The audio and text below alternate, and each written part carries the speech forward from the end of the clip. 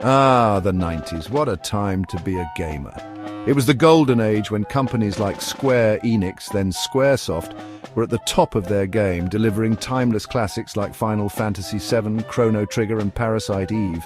Back then, developers seemed to understand what players wanted: compelling stories, innovative gameplay, and worlds that drew you in. Compare that to today, where it feels like we're drowning in a sea of rehashed ideas, corporate greed, and thinly veiled contempt for the audience. Oh, how the mighty have fallen.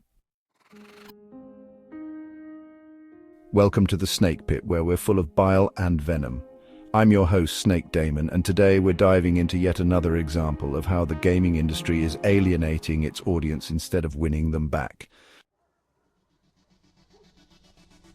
This time it's Square Enix taking center stage with their new group customer harassment policy. Well, it's that time again to talk about the gaming world and their incessant need to try and take down the audience that isn't buying their games. That's right, Square Enix has decided to join the Hall of Shame alongside Slaughtered Puppy, You Buy Crap, Rocky Ground Studios and BioWaste. Their latest move, a brand new group customer harassment policy.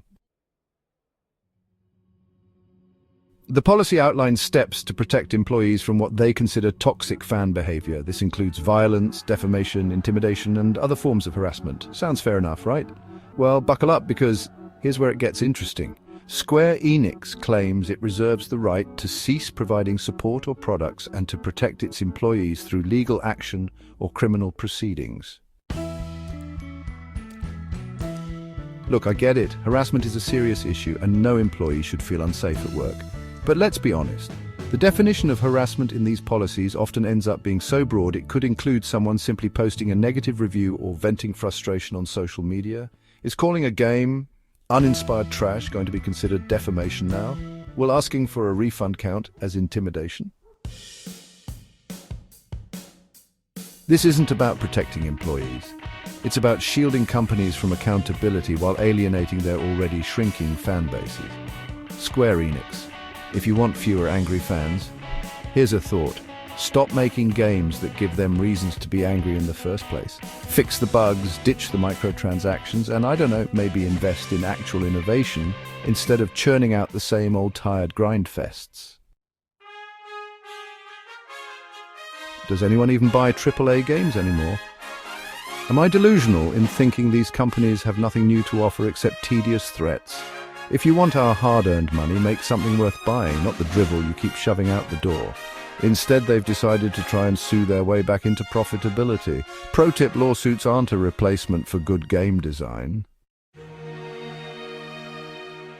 I may seem heartless, but after years of being told to get over it, stop being entitled, or my personal favorite, touch grass, my sympathy has run out. These companies have ignored, mocked, and dismissed valid criticism for years.